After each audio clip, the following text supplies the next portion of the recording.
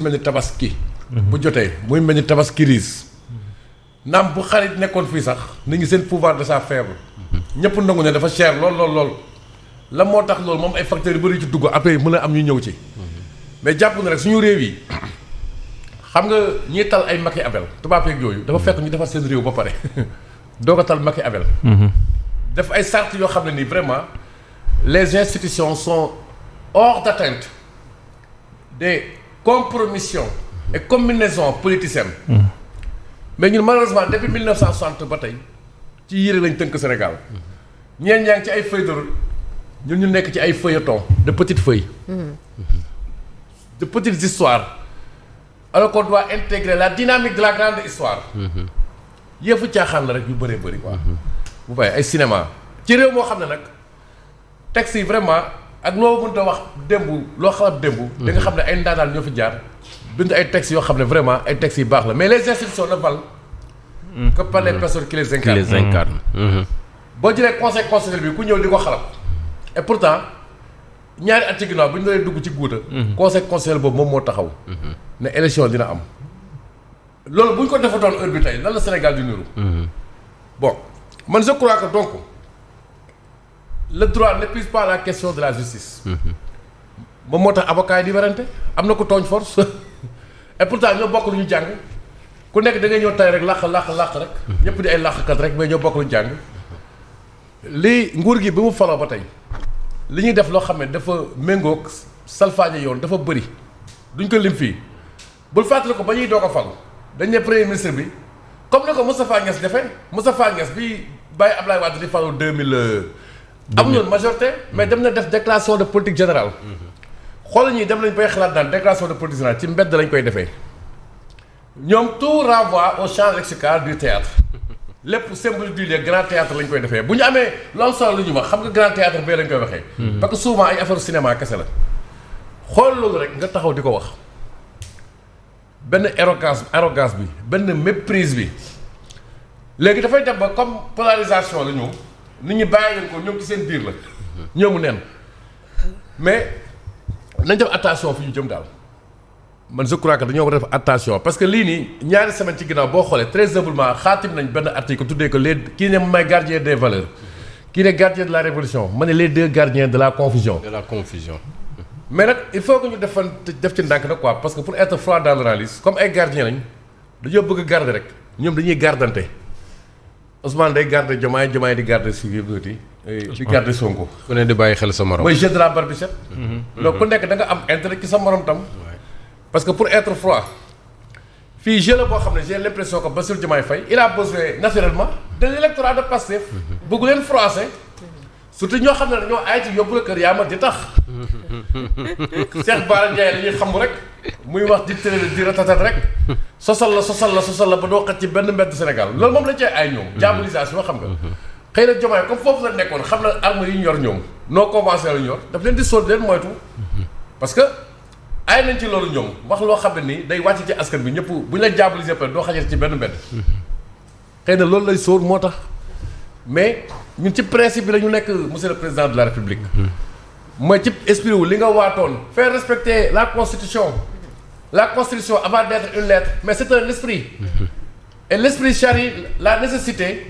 de préserver non seulement ce pays mais surtout les institutions te loolu bu ñu toogee ci ëtt bi toujours loolu dañ ko ciy jàppale sax moo tax yenn saa sax ku ko ñàkk kersa da nga ñu gis sax ñun dañ koy défendre parce que institution la lu ñu bokk la ñun ñëpp Bassirou Diomaye Faye institution la mais président moom tam je crois que am na foo xam ne on ne doit pas nu mu tuddati yem ci ay calcul politique ay calcul politicien je peux même dire des calculs d'épicier politicien parce que dina ci ñëw xëy na après défis économiques et sociaux yu jànkoonteeg moom moo tax. qui ne nous autorise pas tey ñu nekk ci yi ñu nekk nii amul njariñ ñee tamit bee boor bee waa Ousmane Sonko la moo ànd lii lépp pourtant jafe-jafe warta am yow xajatoo ci gouvernement. parce que yaa ma woon ne xajatoo ci gouvernement yow boo nekkee ci gouvernement bu la neexee yeewu ne gars yi fal xamuñu dara ak yéen yoo xam ne dañu ko répété fii nii politiquement bu fekkee ne da nga sentir na xajatoo ci langue bi nii mais continuer sa langue après mais waruñ jël assemblée nationale di ko def tribune pour des règlements de compte. di ko def arme de guerre. arme de guerre ah mais xoolal li xew affaire Ndiaga Seck bi mu déclenché astafurlah moom la Fabrice di bañ ko wax de sax. nee na boo ko tuddee ba pare da ngay jàppaat bon mais il faut ñu wax ko quoi parce que on doit ça à l'information. mais seetlu la Yacine enchaînement fait yi dafa mel ni fii dafa am benn fait déclencheur mooy l'affaire Ndiaga Seck jour bi mu éclaté rek yaa koy fàttali. ci ngoon nga ñu ne am na réunion. de crise bu am ci kër premier ministre bi. am na ñu koy ragal wax man dama koy wax Madiambel Diagne am révélation yu ñu ci def wala. ñu évoqué démission premier ministre hypothèse bi am na wala amul après. donc y a un enchaînement logique. lan lañ def après dem defi seen randonnée xaw ma ñu def seen randonnée boobu noonu xam nga. loolu lépp dafa bokk ci communication bi. ñu jàpp datu pour def xaw ma genre congrès parce que li lépp xam nga boo xoolee prévoir luñ ko woon en tout cas déggoo ji prévoir ko fenn avant l'éclatement de l'affaire Ndiaga Seck ñu jógee foofu ne lan bu bàyyee. le 6 dafa naa lañ jàppoon man gis naa ko ci réseaux sociaux yi. man mii sax bind naa benn article ma fàttali nag journée le 6 boobu nag journée góor jigéen ñi la dañ koy célébrer parce que maire bi mois de juin mooy journée kii quoi mois wu ñoom la quoi seen mois la ñoom moom lañu jagle woo. après ñu ma dégg ñu ne def nañ ko recette foofu après lan moo ci topp mu bett ñëpp ñu ne premier ministre mi ngi dem assemblée nationale dafay mel ni toujours ay tribune la yoo xam ne pour prendre la défense mais du premier ministre. ba ci affaire Cheikh Bara Ndiaye li mu yëkkati nii di ko teg ay tuuma di ko ngàllu ci ndoddu ay kilifa le ministre parce que institutionnel il faut les respecter quoi kenn du ko politiser naka ngay taxawee ci réew naan ay ministre des finances xaw ma lan fekk nañ ko jàpp nañ ko ay comptes ay centaines de milliards. parce que dégg na rek Farnam day ñu ne moo war a remplacer Ousmane Sonko mu nekk ci guerre dem ba xamul li muy wax sax nee na Matar Cissé xaw ma dañ ko farle moo tax mu jàll IG parce que li ko jaaxal at bu mu jàllee moom kese moo jàll benn nit kese ci Sénégal ba mu tëj xam nga xamul parce que IG benn rek mooy jàll. donc loolu lépp dafa intégré guerre boobu dafa intégré dynamique boo xam ne nii ñoom bàyyiwuñ benn arme institutions yi dañ koy foowee et y compris ñuy incarner institutions yi amuñu cër ak orma ñi nga xam ne ay kilifa lañ et cetera moi je crois que nag loolu nag il faut ñu def ci attention quoi parce que institutions yi. mooy kennu réew mi. bu fi institution yi nekkul da nga war a laajte yow lan moo fiy nekk. boo xamee ne leen loo xam ne du la gënal mën na fi nekk rek après di nga recentrer waat yëf yi parce que agenda bi nga xam ne nii nag moom mooy grave maîtriser woo ko boobu mënoo ko contrôler boobu Macky affaire mënul ci dara mooy l' agenda économique et social bis bu ñu xëyee ñu dégrader notation bu Sénégal depuis ñoom ñu falu ba tey xoolal par le passé gis nga toujours dama la koy rappeler depuis boobu ba tey ma koy rappeler ci plateau bi. crise politique boo fi dégg rek du politique de dafay am en toile de fond benn malaise au plan social et économique 68 loolu la woon crise u gerte gi am na travailleurs la preuve ñoo doon grève xam nga syndicat yooyu noonu ñoom ñoo fekk ci étudiants yi loolu am na 94 mu tombé ak les contre-coups des ajustements structurels jugee nañ ci ay années blanches jugee nañ ci ay départ volontaire lu bëri xew ci réew mi mu tombé ak tam dévaluation franc CFA lu yàggul kañ la mars 2021 keroog coronavirus bi mu éclaté rek tubaab yi dañoo produire benn rapport tuddee ko effet pangolin. la kaw qu'il va y venir mooy noonu lañ ko titré. dëkku africain yi bëree bëri. li ci ëpp dañoo dépendre du secteur informel du ñu mën a supporter contrainte mesure barrières yi. et que boo matul ay révolte dina am fu bëri ci Afrique. donc xam nga tubaab dafay seen xoolal def boobu ba tey dëkku Afrique bëri dañoo ndërmbeelu mais rapport bi dafay yokk mu ne sauf ñaari dëkk ba mu des Rwanda ak Sénégal pourquoi. parce que ces deux pays-là ont des institutions solides mi ngi ci rapport kii bi noonu quoi bu ñu defoon 2020 waa Quai d'Orsay effet pangolin bi donc ñun ak lu ñu mënti wax nag malgré toutes ces crises là. ces soubresauts là ces remous là. ces tournants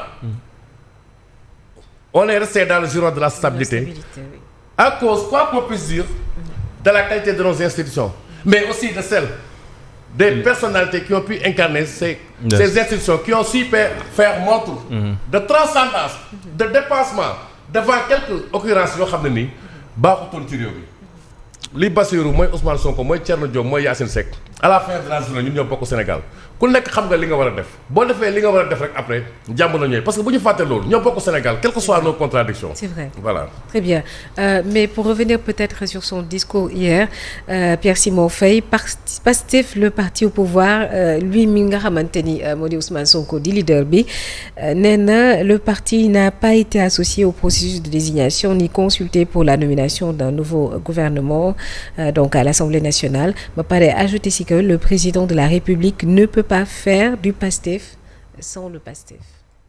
Oui, et le PASTEF a confirmé ce que Sonko a dit hier à l'Assemblée nationale parce que ci ngoon si après génne nañu communiqué ne ci jamono ji y a des gens yoo xam ne individuellement woo nañ leen peut-être pour consulter leen mais PASTEF considère que yëf yi warut a mën a demee noonu ça doit être dans un cadre bien organisé nga xam ne parti bi mooy waxtaan ak peut-être le président wala le nouveau premier ministre ñu toog waxtaan yenn mbir yi parce que le PASTEF a posé disons 7 conditions sur la table yoo xam ne lii buñ ci nangoo tënku ñun on est preneur mais la 8e condition mooy que nañu toog waxtaane ko parti bi moo koy waxtaane donc képp ku dem ci consultation yi de manière individuelle xamal ne yow sa yëfi bopp nga dem mais du yëfi parti bi donc dans ce contexte lan mooy ñëwaat mooy crise bi nga xam ne nee nañu am na ci diggante ñaar ñi mooy ñan mooy Ousmane Sonko ak Bassirou Diomaye Faye gis nga ko déjà vendredi soir ak limogeage yu Ousmane Sonko il a été évincé de la primature mais tout juste après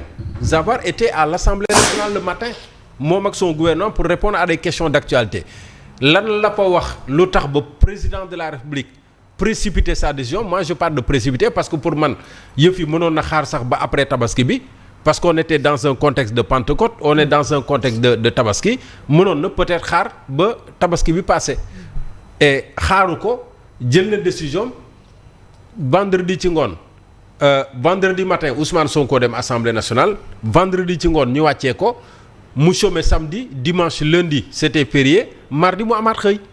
Il n'a pas chômé alors. Il n'a pas chômé. Très bon. Il n'a pas chômé et politiquement il prend des galons. Ne serait-ce qu'être président de l'Assemblée nationale. Il y a eu un précédent, c'est une grande première. Bon, je ne sais pas, peut-être bon, xëy na dans ce contexte ni mu demee nii bokk mosul am mais bon yëf yaa ngi noonu daal finalement doo xam lan nga ciy wax parce que quand on te dit que peut-être Bassirou Diomaye Faye avait la possibilité d'empêcher la plénière d'hier defu ko bu ñu xamee tamit ne récemment l'Assemblée nationale a voté une modification du code électoral le président de la République qui demande